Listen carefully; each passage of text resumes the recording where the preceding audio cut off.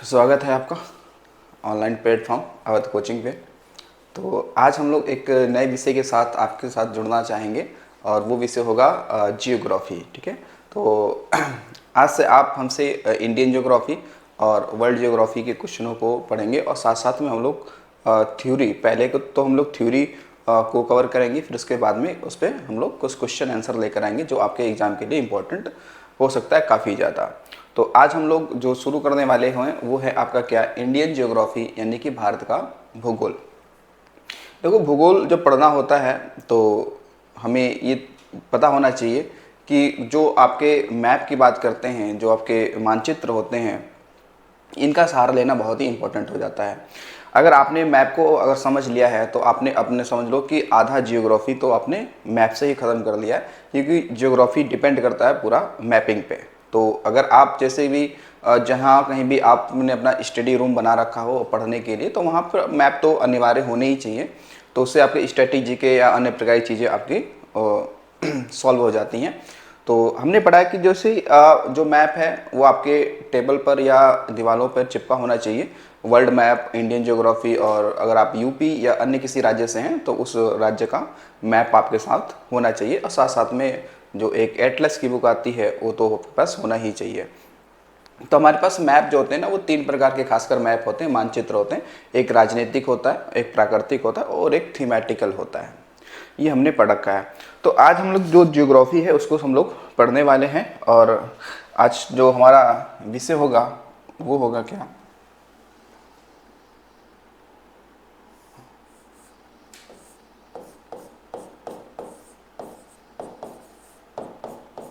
Indian geography.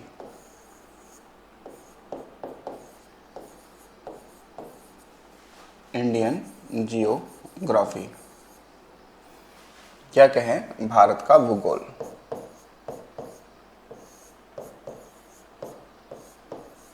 तो पहले हमें तो भारत का भूगोल को कवर करना है, और फिर उसके बाद में हमें कवर करना होगा विश्व भूगोल। ठीक है ना, वर्ल्ड जियोग्राफी को क्या करना होगा, कवर करना होगा। तो यह हो जाएगा भारत का भूगोल। देखिए, सबसे पहले हम लोग बात करते हैं आपके जो भारत का एक सामान्य परिचय को लेके चलते हैं। ठीक है, तो भारत के भूगोल में हम लोग पहले क्या पढ़ने वाले हैं। ठीक है, यहाँ पे हेडिंग हुआ कि भारत एक सामान्य परिचय। क्या होगा, सामान्य परिचय। ठीक है, यानी कि हमें एक मतलब नॉर्मल नॉलेज लेना है, फिर उसके बाद में हम लोग चैप्टर वाइज चीज़ों को आगे करना शुरू करेंगे। देखिए, इतिहास में अगर देखा जाए, इतिहास में भारत को लेकर कई सारे नामों से पुकारा गया है। ठीक है, इतिहास से लेकर अब तक भारत के कई सारे नामों से पुकारा गया है, हालांकि कई सारे नाम इसके रहे हैं। तो वो पूछ लिया जाता है कि वो नाम किस भाषा का है या किसके द्वारा दिया गया। ठीक है, तो पहले तो उसके नामों को हम लोग बात कर लेते हैं कि जो शब्द ये भारत या अन्य प्रकार के नाम जो लिए जाते हैं वो उन सब कैसे कहाँ से आए। ठीक है, तो सबसे पहले हम लोग बात करते हैं कि भारत को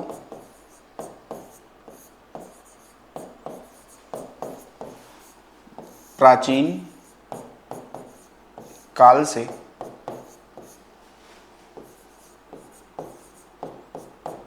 अब तक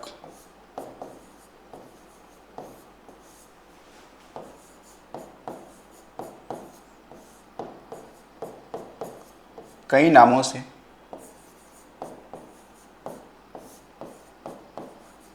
जाना गया है।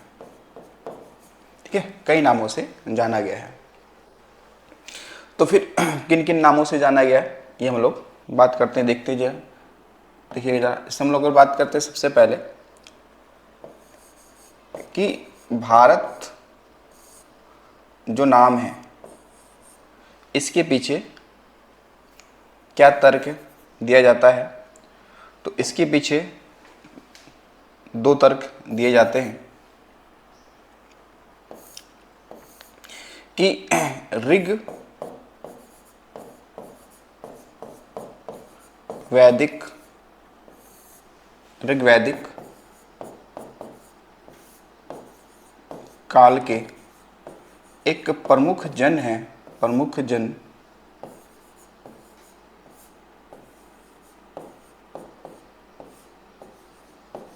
भारत के नाम पर, ठीक है, ये बताया जाता है। एक तो मतलब तर्क ये है कि ऋग्वेद या ऋग्वैदिक काल में एक प्रमुख जन, एक राजा थे भरत, उनके नाम पर इस भूभाग का नाम क्या पड़ा है, भारत पड़ा है। लेकिन दूसरा तर्क क्या है, लेकिन दूसरा तर्क ये कहा जाता है कि एक आपके पुराण है, जो पुराणों की संख्या 18 है, उनमें से एक वायु पुराण है। तो वायु पुराण में ये कहा गया है कि जो दुष्यंत और शकुंतला के जो पुत्र थे भरत, उनके नाम पर इस भूभाग का नाम भारत पड़ा है। और वास्तव में देखा जाए तो भारत का सर्वप्रथम उल्लेख पुराणों में ही मिलता है, ठीक है। तो दूसरा तर्क क्या है, तो दूसरा बताया जाता है कि वायु पुराण में दुष्यंत व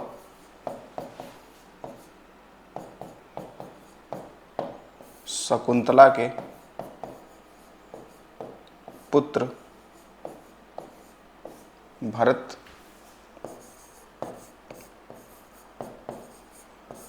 के नाम पर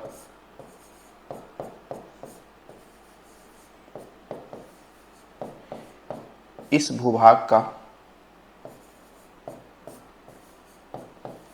नाम भारत पड़ा है, भारत पड़ा है। लेकिन दूसरी बात ये भी आपको ध्यान रखिएगा कि वास्तव में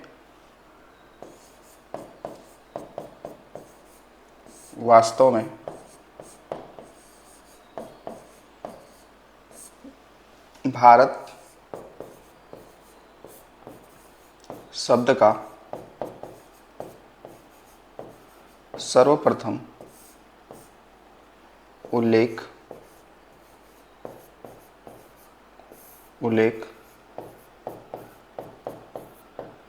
पुराणों में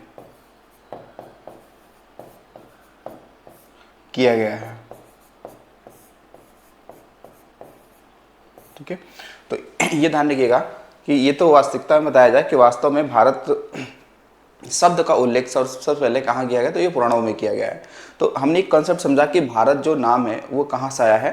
तो वो नाम आप देख पा रहे, दो क्या हैं, दो क्या आपके मिल रहे हैं क्या तर्क, लेकिन इनमें दोनों में जो तर्क जो आपका सेकंड वाला है वो कुछ ज़्यादा ही क्या है आपका सही माना जा रहा है, ठीक है। तो इसके अलावा भारत एक नाम हो गया, इसके अलावा और देखेंगे और क्या नाम इसका है, ठीक है। इसके तहत आप देखेंगे तो एक नाम कहीं ना कहीं आता है आपका क्या, हिंदुस्तान की बात करते हैं, हिंदुस्तान, ठीक है। तो हिंदुस्तान जो शब्द है ये फारसी भाषा का शब्द है, ये फारसी भाषा का शब्द है जो ईरानियों द्वारा दिया गया है,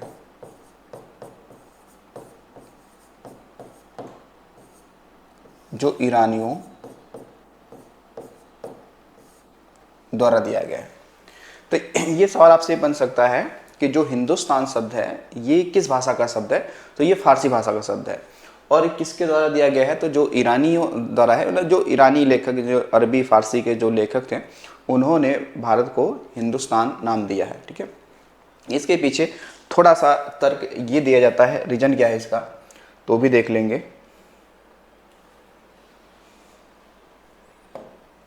ठीक है।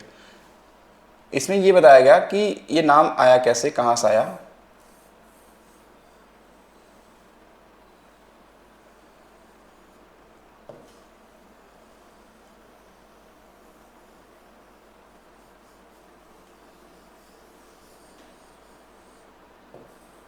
ठीक है। इसमें ये बताया जाता है कि एक नदी है जिस नदी का नाम है सिंधु, एक नदी का नाम क्या है, नदी का नाम है सिंधु नदी।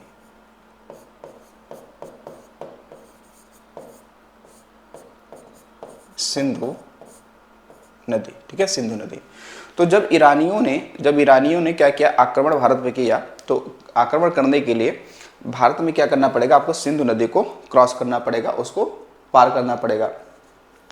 लेकिन जैसे ही देखा उन्होंने कि ये सिंधु नदी की बात करते हैं, तो वो ईरानियों के डिक्शनरी में इसका मतलब हिंदू से हुआ करता था, यानी उनके डिक्शनरी में स का मतलब ह हुआ करता था और ध का मतलब द हुआ करता था। तो जो ईरानी थे उन्होंने क्या किया, इस सिंधु को उन्होंने हिंदू कहा, उन्होंने हिंदू कहा। किसने कहा, ईरानी ने कहा, ईरानियों द्वारा कहा गया, ठीक है, ईरानियों ने हिंदू कहा, ठीक है।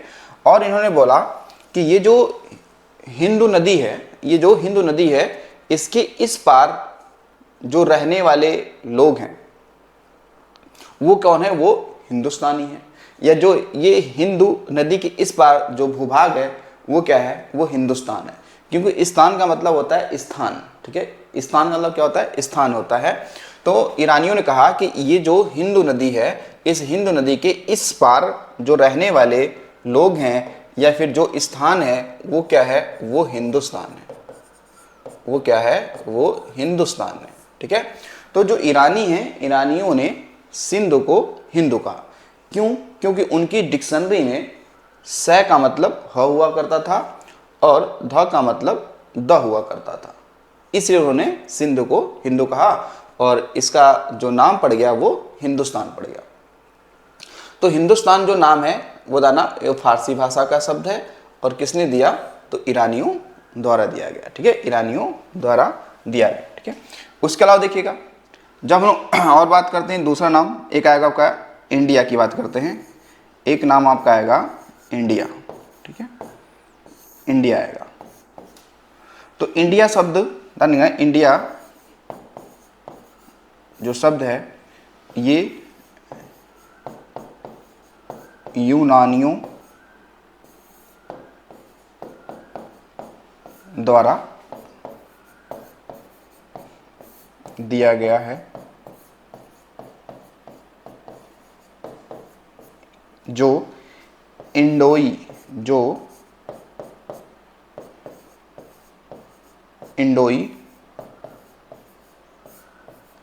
शब्द से विकसित या निकला हुआ है, विकसित हुआ है, ठीक है। और ये इंडिया जो शब्द है ये किस भाषा का हो जाएगा, तो ये हमें पता है होना चाहिए कि ये ग्रीक भाषा का शब्द है। किस भाषा का शब्द है, ग्रीक भाषा। तो ग्रीक भाषा में भारत को क्या कहा गया है, तो वो इंडिया नाम दिया गया है। कौन सा नाम दिया गया है, इंडिया नाम दिया गया। आप देखोगे तो संविधान की बात करते हैं, संविधान में केवल भारत को दो ही नामों से पुकारा गया है, एक भारत और एक दूसरा इंडिया, ठीक है। Bharat that is a India, मतलब भारत ही क्या है, इंडिया है, वो कुछ और नहीं है, ठीक है। लेकिन इतिहासों में देखा जाएगा तो कई सारे नामों से पुकारा गया है, ठीक है। अगला देखिएगा, अगला नाम इसका क्या होता है, अगला नाम का होता है वो होगा आपका आर्यावर्त, ठीक है,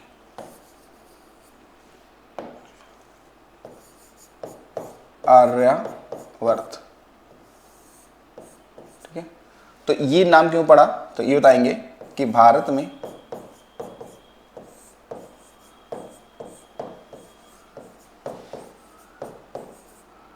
आर्यों के निवास स्थल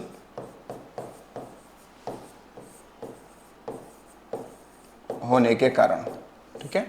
तो भारत में आर्यों का निवास स्थल हुआ, इसलिए भारत को हमने आर्यावर्त भी कहा, ठीक है। आर्य का मतलब होता है श्रेष्ठ, आर्य का मतलब क्या होता है, श्रेष्ठ। तो आर्य कोई एक जाति नहीं है, ठीक है, आर्य एक कोई जाति नहीं है। तो ध्यान रखिएगा, आर्य क्या है, एक प्रकार का शब्द है जिसे हम लोग श्रेष्ठ, महान, कुलीन या उच्च वर्ग के मानते हैं, ठीक है। तो आप देखेंगे जो आर्य की आने की बात करते हैं, तो जो आर्य हैं वो हमारे भारत में मध्य एशिया से आते हैं, ठीक है। कहाँ से आते हैं, मध्य एशिया से आते हैं।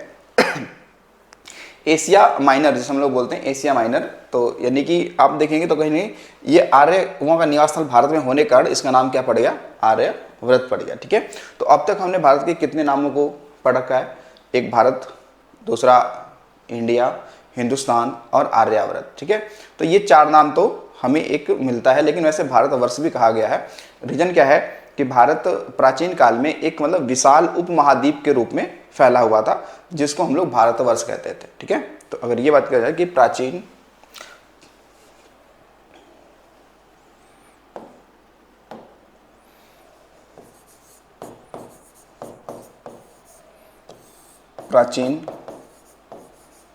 समय में भारत एक विशाल उपमहाद्वीप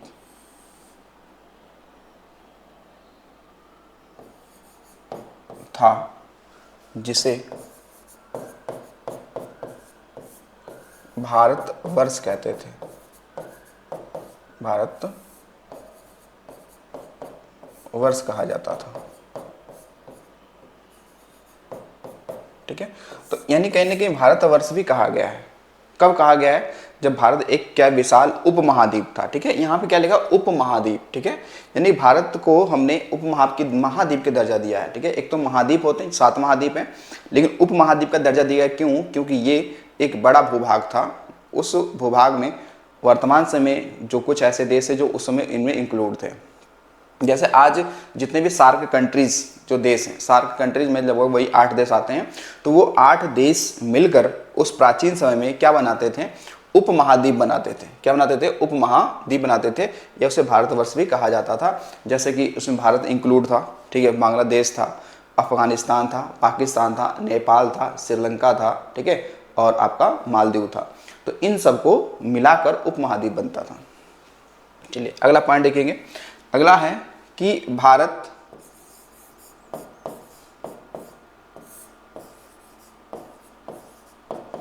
जम्बू द्वीप का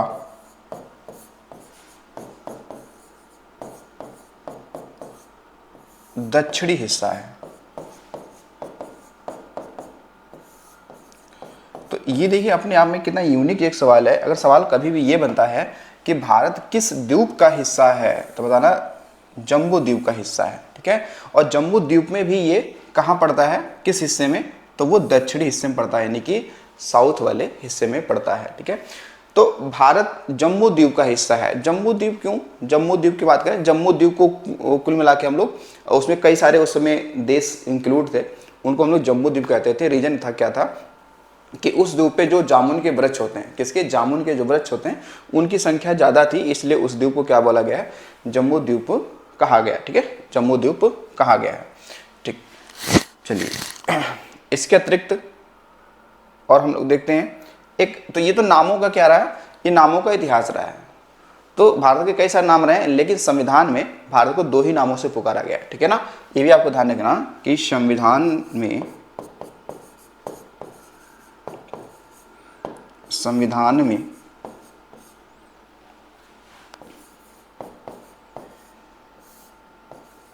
भारत को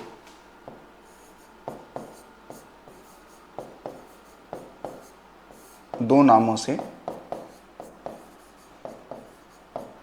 जाना गया है, 2 नामों से जाना गया है। वो 2 नाम कौन कौन से हैं, एक है आपका इंडिया,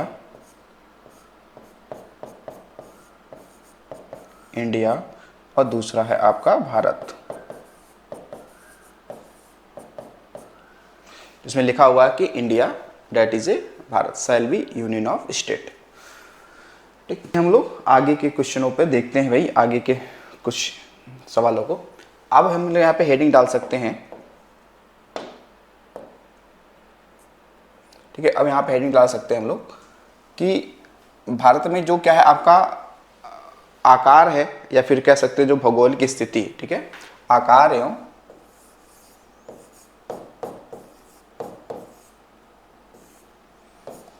आकार एवं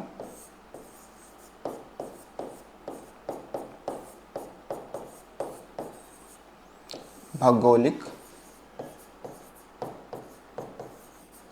अवस्थित, ठीक है, भारत का ये देखने वाले हैं। तो अवस्थिति, ठीक है, अवस्थिति,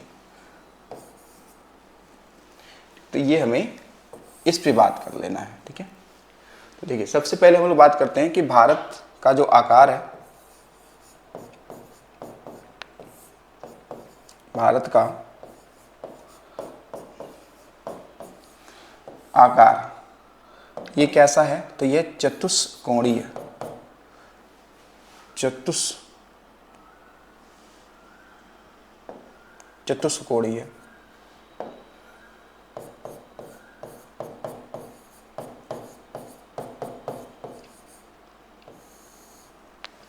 चतुष्कोणीय। तो भारत का आकार कैसा है, तो ये आकार है चतुष्कोणीय, ठीक है।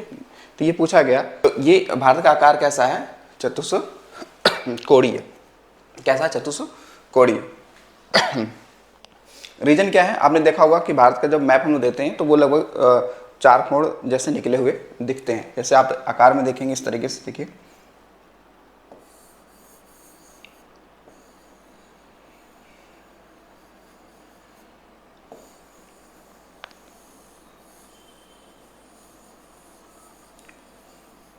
तो उसका आकार जैसे चतुष्कोणीय चार कोण जैसे दिखते हैं। जैसे इधर भी होगा, ठीक है, इधर भी है, इधर भी है और इस साइड में भी, ठीक है। तो ये चतुष्कोणीय क्या इसका आकार हो जाता है, ठीक है।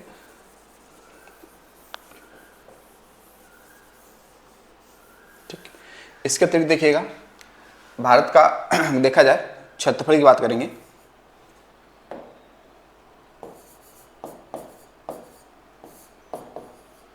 भारत का कुल क्षेत्रफल की बात करते हैं तो ये हो जाता है 32,87,263 वर्ग किलोमीटर, ठीक है। तो 32,87,263 वर्ग किलोमीटर, ठीक है।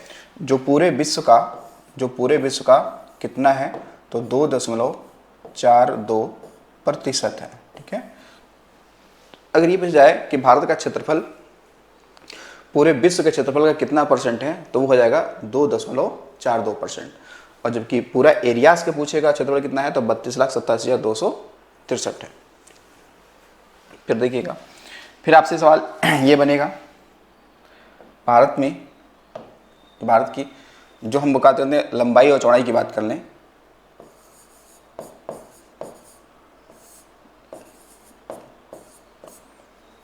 भारत की उत्तर से दक्षिण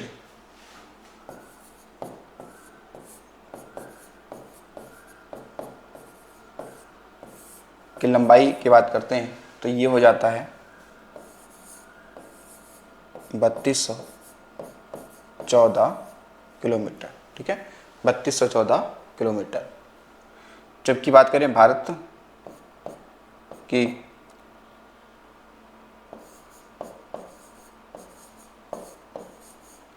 पश्चिम से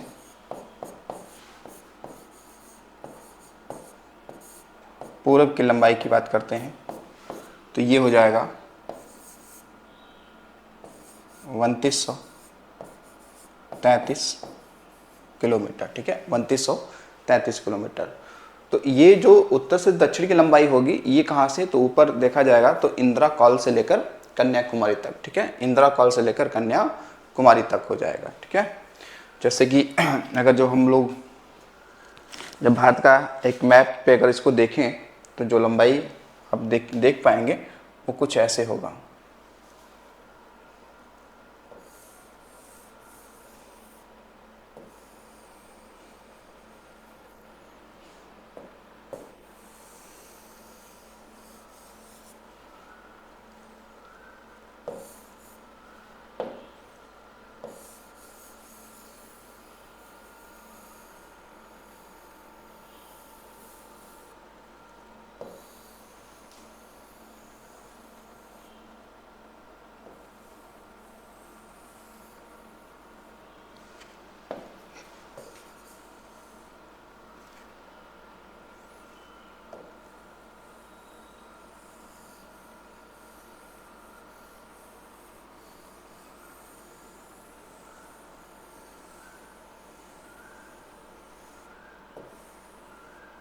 ठीक।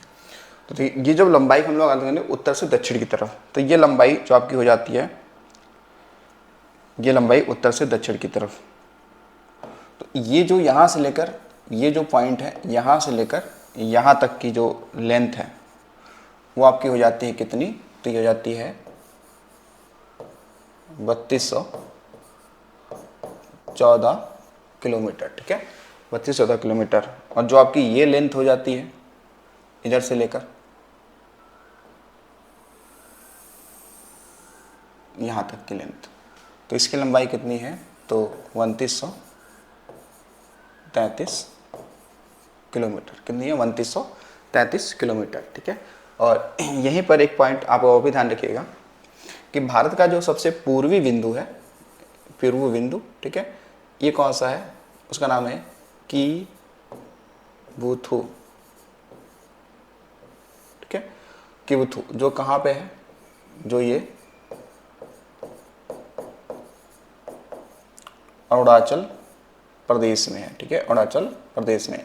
तो भारत का सबसे पूर्वी बिंदु की बात करेंगे, ये सबसे पूर्वी बिंदु किबुथु जो है, ये भारत का क्या है, सबसे पूर्वी बिंदु है। ठीक है, सबसे पूर्वी बिंदु है। ठीक है, नीचे यहाँ पर देखेंगे तो नीचे ये वाला पॉइंट जो है आपका वो हो जाता है कन्याकुमारी। ठीक है, ये क्या आपका कन्याकुमारी,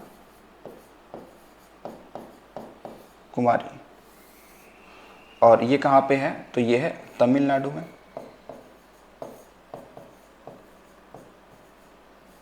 तमिलनाडु में, ठीक है, ये तमिलनाडु में। तो ये क्या है, मुख्य भूमि से लगा भारत का सबसे दक्षिणतम बिंदु है। ध्यान रखिएगा, मुख्य भूमि से। अगर पूछेगा भारत का सबसे दक्षिणतम बिंदु कौन है, तो वो तो इंदिरा पॉइंट होगा जो ग्रेट निकोबार में है।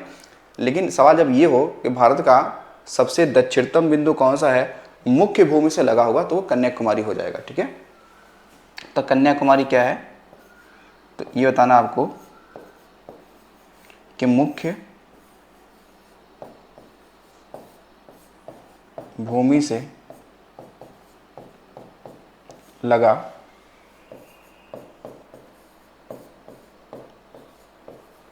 दक्षिणतम बिंदु,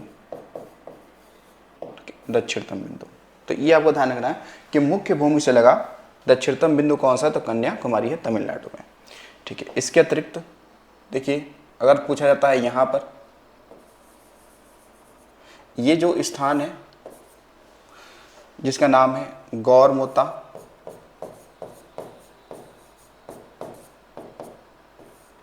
गौरमोता। ठीक है,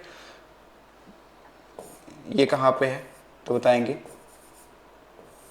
कच्छ जिला है, कहाँ पे, गुजरात में। ठीक है, तो जो गौरमोता है ये भारत का क्या है, सबसे पश्चिमी बिंदु है। ये क्या है, पश्चिमी बिंदु है। तो भारत का सबसे पश्चिमी बिंदु का नाम क्या है, तो गौरमोता है। ठीक है, गौरमोता है, या सरक्रिक भी कहते हैं। ठीक है, सरक्रिक वाले क्षेत्र में पड़ता है। तो अगर गौरमोता नहीं दिया है, अगर सरक्रिक देखा है तो भी ऑप्शन सही हो जाएगा। ठीक है, चलिए अगला देखिएगा। ये जो स्थान आपका होगा ये वाला, जिसे हम बोलते हैं इंदिरा कॉल। ठीक है, क्या बोलेंगे, इंदिरा कॉल, इंदिरा कॉल। तो ये कहाँ पे, इंदिरा कॉल कहाँ पे है, तो ये लद्दाख में। कहाँ पे हो जाएगा, ये लद्दाख में हो जाता है, और ये सबसे उत्तरी बिंदु है। ये भारत का सबसे उत्तरी बिंदु है। ठीक है, क्या है, सबसे उत्तरी बिंदु हो जाता है। तो ये भी सवाल आपको ध्यान रखना है कि भारत का सबसे पूर्वी पश्चिमी ये कौन सा बिंदु है। जैसे हम लोगों ने यूपी में पढ़ा था पूर्वी पश्चिमी उत्तरी दक्षिणी जिलों को, वैसे इनको भी आपको ध्यान रखना है। ठीक है, तो ये वाले पॉइंटों को आपको ध्यान रखिएगा। चलिए अगला क्वेश्चन देखते हैं हम लोग, सवाल को।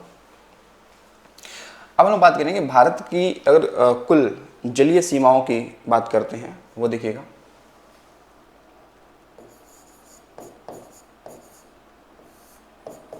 भारत की कुल जलीय सीमा, ठीक है, ध्यान रखेंगे द्वीपों सहित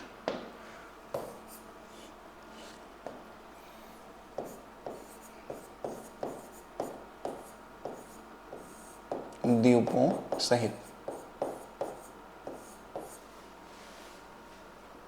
कितनी है, तो 7,517 किलोमीटर, ठीक है, इतनी है 7,517 किलोमीटर, ठीक है।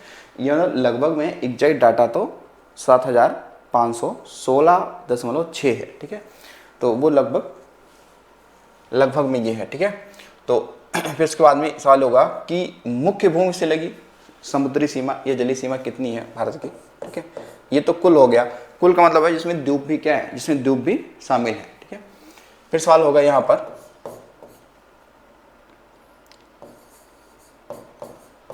कि भारत की मुख्य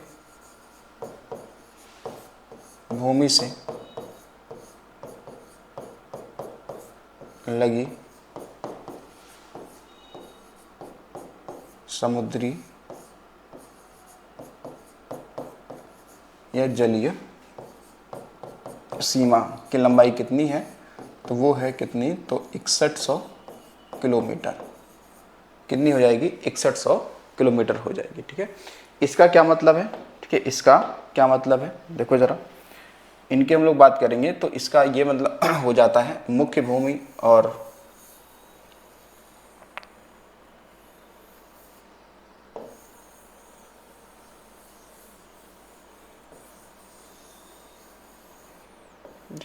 तो इस साइड में क्या है आपका बे ऑफ बंगाल है, बे ऑफ बंगाल है, इधर आपका क्या हो जाएगा, अरब सी हो जाएगा, ठीक है, अरब सी हो गया। तो हमें पता है कि भारत के 9 ऐसे राज्य हैं जो समुद्र से सीमा अपनी लगाते हैं और हर राज्यों का अपना तटीय सीमा का एक अलग नाम अपना हो, ठीक है। तो कितने 9 राज्य हैं, कितने हो जाएंगे, 9 राज्य हो जाएंगे। लेकिन क्या केवल 9 राज्य ही, क्या ये वाले ही हिस्से समुद्र से लगे हैं, क्या आपके ये वाले हिस्से ही समुद्र से लगे हैं, क्या भारत का कोई और हिस्सा है जो समुद्र से लगा है, तो आपको नजर आएगा कि हाँ इसके अलावा भी कुछ हिस्से हैं जो समुद्र से लगे हुए हैं। कौन से, तो यहाँ पे देखिएगा इस वाले साइड में यहाँ पर आपको मिल जाएगा एक हिस्सा जिसका नाम क्या है, लक्षद्वीप, ठीक है, कौन सा है, लक्षद्वीप। वैसे ही आपको इस साइड में मिल जाएगा, यहाँ पर भी मिल जाएगा इस तरीके से। तो यहाँ पर भी एक हिस्सा जिसका नाम क्या है, अंडमान एंड निकोबार द्वीप समूह, अंडमान एंड निकोबार द्वीप समूह, ठीक है। तो अगर जो केवल यही तो भारत का मुख्य भूमि है, देखिएगा यही तो क्या है, भारत का मुख्य भूमि है। तो मुख्य भूमि यानी 9 राज्यों की समुद्री सीमा कितनी है, तो बताएंगे 6100, तो कितना बताएंगे, तो बताएंगे 6100। लेकिन ये मुख्य भूमि का भी हम लोग ऐड कर लें, ये मुख्य भूमि को भी ऐड कर लेंगे और जो हमारे द्वीप हैं इनको भी ऐड कर लेंगे, तो इनकी भी सीमा अगर ऐड करेंगे तो टोटल कितनी आ जाएगी, तो ये आ जाएगी 7517 किलोमीटर, कितनी आ जाएगी, 7517 किलोमीटर आ जाती है। तो यही डाटा हमें आपको बताना था कि मुख्य भूमि से लगी समुद्री सीमा कितनी है, तो भाई 6100 मीटर। मुख्य भूमि के साथ साथ में द्वीपों को शामिल कर लिया जाए यानी कुल हो जाएगा कितना, कुल 7517 किलोमीटर हो जाता है, ठीक है, 7517 किलोमीटर हो जाता है। तो हालांकि अभी नहीं, लेकिन अभी आगे वाली क्लासों में हम लोग देखेंगे कि कौन कौन से राज्य हैं जो समुद्री सीमा साझा करते हैं और किस तट का क्या नाम है। अभी हम लोग एक सामान्य परिचय के रूप में देख रहे हैं, ठीक है, एक सामान्य परिचय के रूप में इसे देख रहे हैं। चलिए अगला देखिए क्वेश्चन, अगला देखते हैं। अब सवाल आपके सामने ये बनता है कि भारत जो है वो विश्व मैप पर किस गोलार्ध का हिस्सा है या कहाँ पर वो स्थित है, ठीक है, या फिर उसके अक्षांश और देशांतरों का विस्तार क्या है, ठीक है। तो ये भी एक हमारा एक इंपॉर्टेंट पॉइंट होता है, ठीक है। तो यहां डालेंगे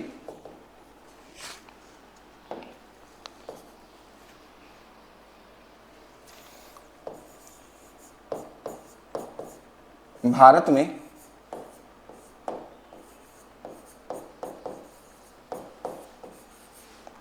अक्षांशीय और देशांतरीय विस्तार, ठीक है, देशांतरीय विस्तार, ठीक है। तो अक्षांश आप जानते ही हैं, देशांतर आप जानते हैं कि जो खासकर आप देखेंगे कि इस तरीके से जो आपका ग्लोब है, तो ग्लोब पर जो पश्चिम से पूरब रेखाएं पड़ी हैं, ये कहलाती हैं आपके क्या, अक्षांश। ये कहलाती है अक्षांश। और जो उत्तर से दक्षिण की ओर रेखाएं पड़ी हुई हैं, इनको कहते हैं देशांतर। इनको क्या बोलते हैं, इनको कहते हैं देशांतर कहते हैं, ठीक है। इनको क्या बोलेंगे, इनको हम लोग देशांतर कहते हैं। तो वही देखते हैं कि भारत का क्या स्थिति है, ठीक है। अब देखोगे ये ग्लोब की बात करते हैं। जैसे हम लोग ग्लोब बना दिया, तो बीच में हमने एक रेखा खींच दी जिसे हम लोग विषुवत रेखा कहते हैं, और ये सबसे बड़ी विषुवत रेखा होती है, यह सबसे बड़ी अक्षांश रेखा होती है। तो इसके उत्तर में ये उत्तरी गोलार्ध और ये दक्षिणी गोलार्ध, ठीक है ना। देखना ये क्या बन गया, उत्तरी गोलार्ध बन गया, उत्तरी गोलार्ध, और ये क्या बन गया, दक्षिणी गोलार्ध बन गया, ठीक है, दक्षिणी गोलार्ध बन गया, ठीक है। फिर आप देखेंगे तो एक आपको मिलेगा क्या, देशांतर, 0 डिग्री देशांतर रेखा, ये वाली। तो इससे क्या होगा, ये क्या करता है, ये पूर्वी गोलार्ध और पश्चिमी गोलार्ध में बांटता है, ठीक है। तो भारत की स्थिति कुछ यहाँ पर है, कुछ इस वाले पॉइंट पे है, बीच में पॉइंट में है, यहाँ पर भारत की स्थिति कुछ यहाँ पर है, यहाँ पर है। तो भारत किस गोलार्ध में आ गया, भारत उत्तर और पूरब, यानी उत्तर पूर्वी गोलार्ध में भारत स्थित है।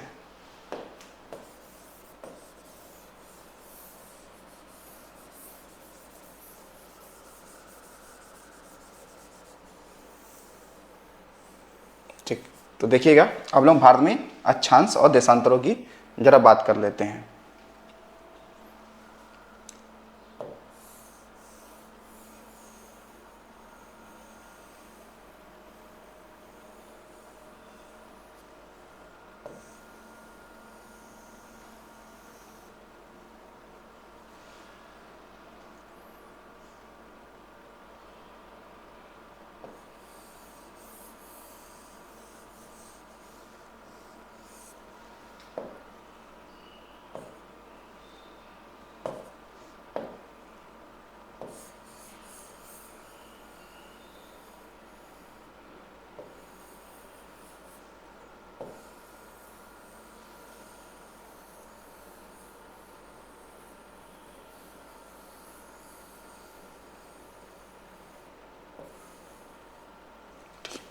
तो जब अक्षांश देशांतरों की बात करेंगे तो देखिएगा, इनमें सबसे पहले हम लोग अक्षांशों की बात करते हैं, ठीक है, अक्षांशों की बात कर लेते हैं, ठीक है।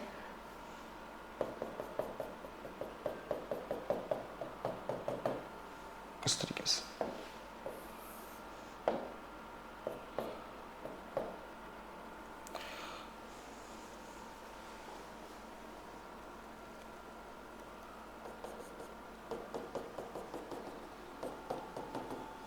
ठीक है।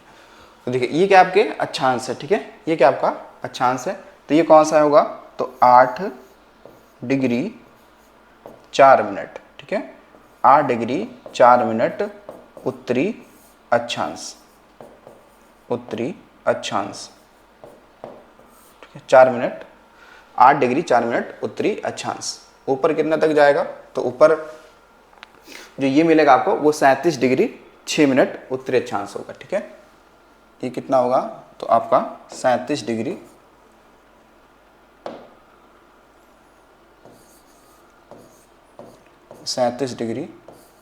6 मिनट उत्तरी अक्षांश, ठीक है। तो सवाल अगर ये हो कि भारत किन दो अक्षांशों के बीच में स्थित है, तो भारत देखिए 8 डिग्री 4 मिनट उत्तरी अक्षांश से लेकर 37 डिग्री 6 मिनट उत्तरी अक्षांश के बीच में स्थित है, ठीक है। तो भारत कितना, तो भारत 8 डिग्री 4 मिनट उत्तरी अक्षांश से लेकर 37 डिग्री 6 मिनट उत्तरी अक्षांश के बीच में स्थित है, ठीक है। अब देखिए यहाँ पर जब हम लोग बात करेंगे कि देशांतरों की, जब बात करेंगे देशांतरीय विस्तार की बात करेंगे, तो क्या होगा, तो देशांतर वाली रेखाएं तो ऐसे खड़ी खड़ी होती हैं, देशांतर वाली रेखाएं तो ये ऐसे खड़ी खड़ी होती हैं, ठीक है। इनका देखेंगे, इनका क्या स्थिति बनती है, ठीक है। तो यहाँ पे देखेंगे तो ये 68 डिग्री 7 मिनट पूर्वी देशांतर से लेकर, ठीक है, 97 डिग्री 25 मिनट पूर्वी देशांतर के बीच में है, ठीक है, देशांतर के बीच में है, ठीक है। तो ये आपको याद रखना, कभी सवाल बनता है कि भारत का पूर्वी विस्तार कहाँ तक है, कितने डिग्री तक है। तो पूर्वी विस्तार कहाँ तक है, 97 डिग्री 25 मिनट तक है, ठीक है। और भारत का जो पश्चिमी विस्तार जो है वो कहाँ तक का है, तो 68 डिग्री 7 मिनट पूर्वी देशांतर के बीच में। यानी कि भारत के संदर्भ में उत्तरी अक्षांश और पूर्वी देशांतर ही क्या होंगे, सही होंगे। क्यों, क्योंकि भारत उत्तर पूर्वी गोलार्ध में स्थित ही है, ठीक है। तो भारत, ध्यान रखना, भारत उत्तर बात करें। अच्छा, अब यहाँ सवाल बनेगा, आपके कुछ सवाल बनेगा कि भारत से कुल कितने अक्षांश रेखाएं गुजरती हैं, कुल कितनी अक्षांश रेखाएं गुजरती हैं। तो देख लो, अक्षांशों की अगर बात करते हैं तो ये 37 डिग्री 6 मिनट से घटा लेंगे कितना, 8 डिग्री 4 मिनट घटा लेंगे, ठीक है। तो अगर यहां लिखे कि भारत में कुल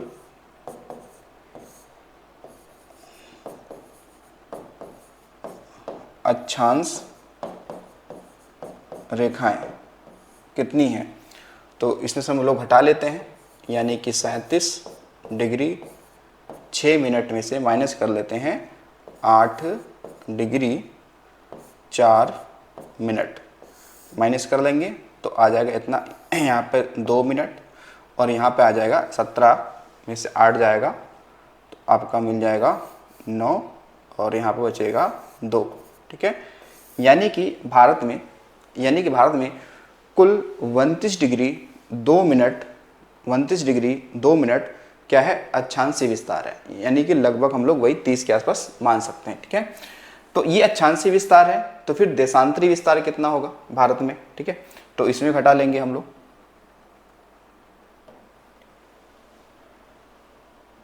देशांतरी विस्तार कितना होगा, तो हम लोग माइनस कर लेंगे, ठीक है, कितना, तो 97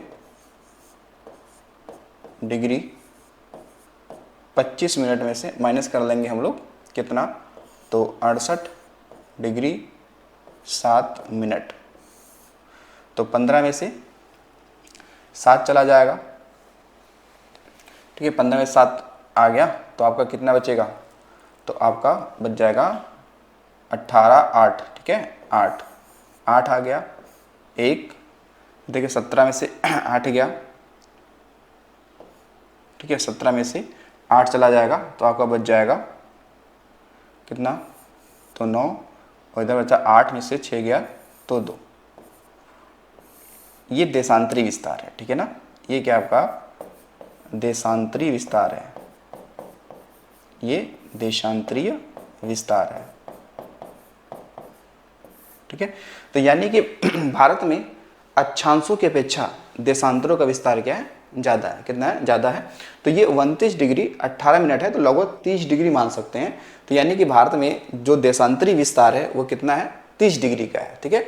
और 30 डिग्री का मतलब हो गया 2 घंटे का, मतलब मान सकते हैं कितना, 2 घंटे का हम लोग मान लेते हैं, ठीक है। तो ये आपको ध्यान रखना है कि इसको कैसे निकाला जाता है, ये अक्षांशों को कैसे घटाया जाता है, ठीक है। चलिए अब देखिए, घटाने की जब बात करते हैं ना, घटाने की बात करते हैं तो ये अक्षांश और देशांतर कैसे घटाते हैं। घटाने की जब बात करें, ये तो सिंपल था तो घट गया था। जैसे हमने मान लिया कि यहाँ पे लिख दिया 25 डिग्री 7 मिनट और 6 सेकंड, यहाँ लिख दिया। यहाँ पे लिख दिया हमने 20 डिग्री 5 मिनट 4 सेकंड, ठीक है। तो ये तो यहाँ सिंपल है, घट जाएगा। अब घटा लेंगे, जैसे कि 6 में से 4 गया 2 सेकंड आ गया, ठीक है। 7 में से 5 गया 2 मिनट आ गया। 25 में से 20 गया तो यहाँ पे आपका 5 डिग्री आ गया। तो आपने ऐसे आंसर आपने लिख लिया। लेकिन कभी कभी होता है कि ऊपर वाला नंबर कम होता है, नीचे वाला ज़्यादा होता है, तो फिर कैसे घटेगा। जैसे सपोज करो यहाँ पर ले लिया कि ये हो गया 20 डिग्री, यहाँ पर हो गया आपका 21 मिनट, ठीक है। और यहाँ पर लिख दिया हमने 45 सेकंड लिख दिया, ठीक है। और यहाँ पर हमने कर दिया 10 डिग्री, यहाँ पे लिख दिया हमने 25 मिनट, यहाँ पे लिख दिया हमने 50 सेकंड लिख दिया, ठीक है। तो अब यहाँ पे आप देखेंगे जब घटाने की बात करेंगे घटेगा कैसे, तो हमें पता है कि यहाँ से ये अगर ये 1 मिनट है और ये सेकंड है, तो यहाँ तो 45 सेकंड है, यहाँ पे 50 सेकंड है, तो 45 में से 50 कैसे घटेगा, तो मुश्किल होगा। तो हम लोग क्या करेंगे, यहाँ से 1 मिनट कॉमन लेंगे। जब यहाँ से आप 1 मिनट कॉमन लेंगे तो इधर आकर वो सेकंड में बदल जाएगा। किस में बदल जाएगा, वो सेकंड में बदल जाएगा। जब सेकंड में बदल जाएगा तो यहाँ पर 1 मिनट इधर कॉमन लेंगे तो इधर आपका 60 सेकंड आ जाएगा, ठीक है। क्या आ जाएगा, 60 सेकंड आ जाएगा। तो 45 और 60 आपका ये जुड़ जाएगा, तो कितना हो जाएगा, तो आपका यहाँ पर 45 और 60 जुड़ जाएगा तो आपका 105 हो जाएगा। तो यहाँ पे कितना हो जाएगा, यहाँ पर 105 आ जाएगा, ठीक है, 105 आ जाएगा। और यहाँ पे क्योंकि आपने एक कॉमन ले लिया है, यहाँ पे एक कॉमन ले लिया है, तब यहाँ पे 21 नहीं बचेगा, ठीक है। क्या बचेगा यहाँ पर 20 बचेगा। क्या बचेगा, यहाँ पर 20 बचने वाला है, ठीक है, यहाँ पे 20 बचेगा, ठीक है। लेकिन अब एक चीज़ आपको और भी देखना है यहाँ पर कि चलो ठीक है, अब तो घट जाएगा ना, 105 में से 50 घट जाएगा, लेकिन अब यहाँ पे भी एक समस्या आ रही है। यहाँ पर भी क्या आ रही है, एक समस्या आ रही है। समस्या ये आ रही है कि यहाँ पे 20 है, यहाँ पे 25 है, तो 20 में से 25 कैसे घटेगा, ये तो मुश्किल है। तो हम लोग क्या करते हैं कि ये डिग्री है इधर, ठीक है, इधर क्या है, डिग्री है, ठीक है। तो 1 डिग्री में हमें पता है कि 1 डिग्री में 60 मिनट होता है। कितना होता है, 1 डिग्री में 60 मिनट होता है। तो हम क्यों ना करें कि यहाँ से 1 डिग्री कॉमन लेंगे तो इधर 60 मिनट आ जाएगा, ठीक है, 60 मिनट आ जाएगा। तो हमने यहाँ से क्या कर लिया, कॉमन ले लिया, यहाँ से हमने कॉमन ले लिया। तो जब हमने यहाँ पे कॉमन ले लिया एक इधर, तो यहाँ अब 20 नहीं बचेगा, यहाँ पे कितना बचेगा, यहाँ पर आपका 19 डिग्री हो जाएगा, ठीक है। और यहाँ पर चूंकि अब 20 है तो 1 डिग्री कॉमन ले लिया तो 60 इधर आ जाएंगे। 60 और 20 कितने हो जाएंगे, 60 20 80 हो जाएंगे। कितने हो जाएंगे, 60 20 80 हो जाएंगे, 80। तो अब देखो, अब सारे घट जाएंगे ना। 105 में से 50 गया तो इधर बच गया कितना, आपका 55 हो गया, ठीक है ना, 55 सेकंड हो गया।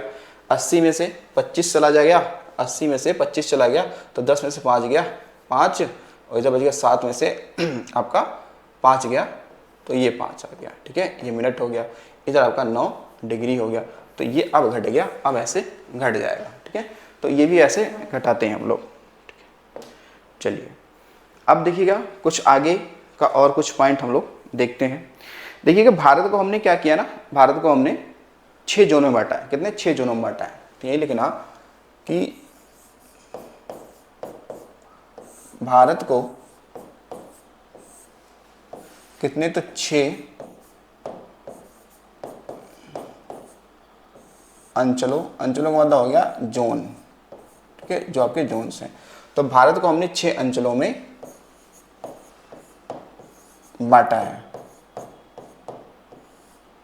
6 अंचलों में बांटा है। कितने, तो 6 अंचलों में बांट रखा है। तो फिर बात करते हैं फिर कौन कौन से हैं वो, देखिएगा। पहला आपका होगा, जिसे हम लोग बोलते हैं पूर्वी अंचल, ठीक है, पूर्वी अंचल, यानी कि जो आपका ईस्ट जोन है उसमें कौन कौन से राज्य आते हैं। तो भारत को 6 जोनों में बांटा है ना, तो 6 जोनों में पूर्वी अंचल में कौन कौन से आपके जिले आते हैं, सॉरी राज्य आते हैं। तो देखिएगा इनमें आपका आएगा बिहार,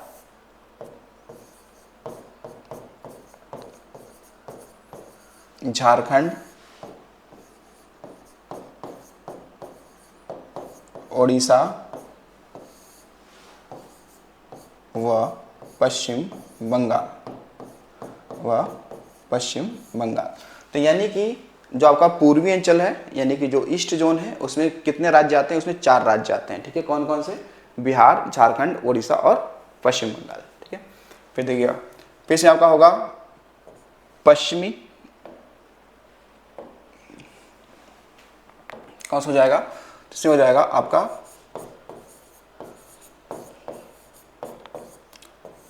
पश्चिमी अंचल, यानी कि पश्चिमी जोन, में कौन कौन से आपके राज्य आएंगे? देखिए, तो इसमें राज्य आ जाएगा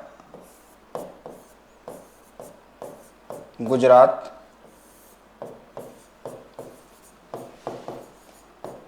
राजस्थान,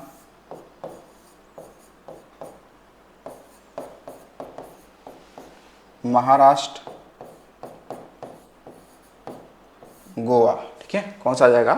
गोवा आ जाएगा। ठीक है, तो ये पश्चिमी वाले क्षेत्र में ये आते हैं। वैसे एक यूटीज की अगर बात कर लें तो उसमें एक यूटीज भी आ जाता है जिसका नाम है दादर नगर हवेली दमन और दीव। ठीक है, कौन सा? तो दादरा नगर हवेली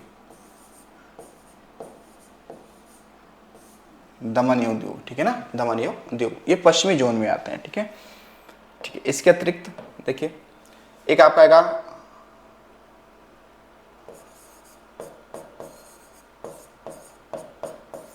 दक्षिणी अंचल, यानी कि दक्षिणी जोन की बात करते हैं। तो दक्षिणी जोन में कौन कौन आएगा? देखिए, इसमें आपका आंध्र प्रदेश,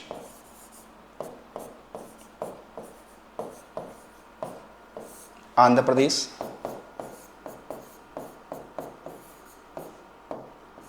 तेलंगाना, कर्नाटक,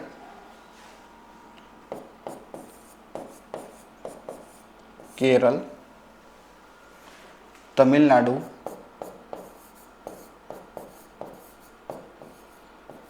तमिलनाडु,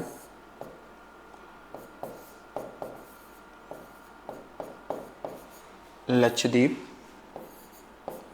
व अंडमान एंड निकोबार द्वीप समूह। ठीक है, तो ये किस में आएंगे? दक्षिणी जोन में आएंगे। ठीक है, ये किस में आएंगे? दक्षिणी जोन में आएंगे। वे देखिएगा, इसके अतिरिक्त बात करते हैं उत्तरी जो अंचल है, उत्तरी अंचल की बात करते हैं। तो इसमें कौन कौन सा आएगा? तो इसमें आपका देखिए उत्तर प्रदेश यानी कि यूपी, उत्तराखंड के उत्तराखंड आ जाएगा, हिमाचल प्रदेश आ जाएगा, जम्मू कश्मीर आ जाएगा, लद्दाख आ जाएगा। ठीक है, इसके अलावा पंजाब आ जाएगा। ठीक है, HR यानी कि हरियाणा आ जाएगा। ठीक है, कौन आ जाएगा? हरियाणा आ जाएगा, हरियाणा आ जाएगा।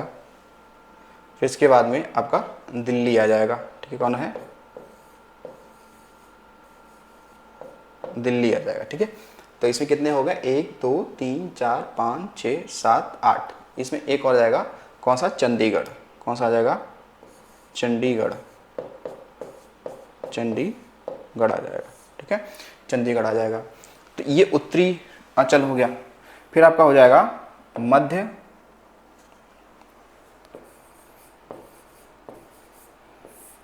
अंचल यानी कि सेंट्रल जोन। तो देखो, सेंट्रल जोन में आपके 2 ही राज्य आते हैं। एक है कौन सा? मध्य प्रदेश। ठीक है, मध्य प्रदेश। और मध्य प्रदेश से जो अलग हुआ है राज्य, वो उसका नाम क्या है? तो वो है छत्तीसगढ़। कौन सा हो जाएगा? छत्तीसगढ़ हो जाएगा। ठीक है, तो ये 5 जोन हो गए ना। बांटा कितने हैं? बांटा हमने 6 में है। बांटा कितने? 6 में है। तो ये 5 जोन हो गए। अब एक जोन और बचा आपका, वो कौन सा है? पूर्वोत्तर जोन या नॉर्थ ईस्ट जोन। ठीक है, कौन सा है आपका? पूर्वोत्तर अंचल। ठीक है, तो इसमें कितने राज्य आते हैं? हालांकि इसमें 8 राज्य आते हैं। ठीक है, इसमें कितने राज्य आते हैं? 8 राज्य आते हैं। और सबसे अच्छी बात इसमें यह है कि इसमें 7 राज्य थोड़े अलग हैं और बाकी एक राज्य अलग इसमें काउंट होता है। तो देखो कौन कौन से। एक आपका हो गया इसमें असम,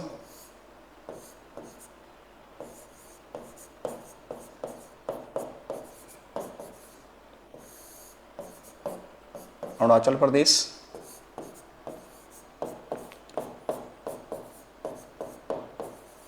नागालैंड, ठीक है, नागालैंड, मणिपुर,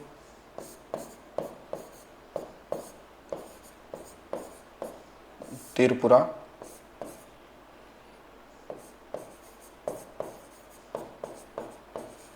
मिजोरम,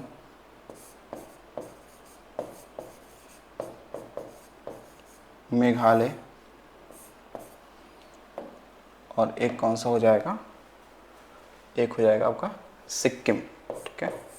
कौन सा हो जाएगा, सिक्किम, ठीक है। तो इसमें आपको ध्यान रखने योग्य ये बात है कि देखिए ये जो जितने भी यहाँ तक के 7 तक, ठीक है, कितने 7 तक, ठीक है, कितने 7 तक, यानी 1 2 3 4 5 6 7, ठीक है। ये 7 राज्य जो है ना, इनको हम लोग 7 सिस्टर या 7 बहनों का राज्य कहते हैं। इन्हें हम लोग क्या कहते हैं, इसे कहते हैं 7 बहनों का राज्य कहते हैं, या 7 सिस्टर्स कहते हैं, ठीक है, 7 सिस्टर्स कहते हैं। ये सवाल पूछा गया है आपसे, ठीक है, 7 सिस्टर कैसे हैं, ये सवाल पूछा गया। तो सवाल ये होगा कि 7 सिस्टर में कौन सा राज्य शामिल नहीं है, तो नहीं है वो कौन सा है, सिक्किम नहीं है, ठीक है, सिक्किम 7 सिस्टर में शामिल नहीं है, जबकि पूर्वोत्तर भारत का एक राज्य जरूर है, ठीक है ना, पूर्वोत्तर भारत का एक राज्य जरूर है। तो यह ना, ये 7 बहनों के राज्य में शामिल नहीं है, ठीक है ना। तो ये 7 बहनों के राज्य में उसे शामिल नहीं है। ये सिक्किम समझ लो, बहन नहीं, एक प्रकार का भाई मान सकते हो, इसको ऐसे याद करने के लिए। तो पूर्वोत्तर भारत में कितने राज्य आते हैं, 8 आते हैं। कितने राज्य आते हैं, 8 आते हैं। लेकिन इन 8 राज्यों में 7 ऐसे राज्य हैं जिनको आपस में एक ग्रुप बनाया जाए तो उनको हम लोग क्या कहेंगे, उनके 7 बहनों का राज्य या 7 सिस्टर्स कहते हैं, ठीक है। लेकिन इन 7 बहनों के राज्य में सिक्किम जो है वो इंक्लूड नहीं होता है। ये भी आपको विशेष रूप से क्या रखना है, ध्यान रखना है, ठीक है। ये भी आपको विशेष रूप से भाई ध्यान रखना है, ठीक है। तो हमने आज जो हमने कवर किया है, उनमें हमने कुछ भारत के कुछ डाटा को, यानी समान डाटा को हमने क्या कवर किया है, ठीक है। तो जो हमारी कह सकते हैं जो अगली जो क्लास होगी उसमें हम लोग भारत के तटीय राज्यों के बारे में पढ़ने वाले हैं, ठीक है। उसके अलावा हम लोग कर्क रेखा पे बात करेंगे, या भारत का जो मानक समय रेखा है उससे बात करेंगे, जो कि वो टॉपिक भी आपके इम्पोर्टेंट होते हैं एग्ज़ाम के लिए। उसके अलावा भारत के जो पड़ोसी देश हैं उन पर भी बात करेंगे, क्योंकि आपके एग्ज़ाम में ये चैप्टर दे ही रखा है, भारत के पड़ोसी देशों के बारे में बात की गई है, ठीक है। तो इनको अगर आप देखेंगे तो हमने कई सारे चीज़ों को पढ़ रखा है। देखिए यहाँ पर हमने जोनों के बारे में पढ़ रखा है। इसके अलावा हमने यहाँ पर देशांतर अक्षांश कैसे निकालेंगे वो पढ़ रखा है। ये हमने अक्षांशीय देशांतरी विस्तार के बारे में पढ़ रखा है, ठीक है। इसके अलावा भारत की कुल जलीय सीमा कितनी है, 7517 है। मुख्य भूमि से लगा कितना है, तो 6100 किलोमीटर है, ठीक है। इसके बाद में यहाँ पर हमने पूरा हमने पढ़ देखा कि भारत का सबसे पूर्वी, पश्चिमी, उत्तरी, दक्षिणी बिंदु कौन सा है, ठीक है। इसके अलावा हमने यहाँ पे आकार एवं भौगोलिक स्थिति भी पढ़ रखा है यहाँ पे, ठीक है।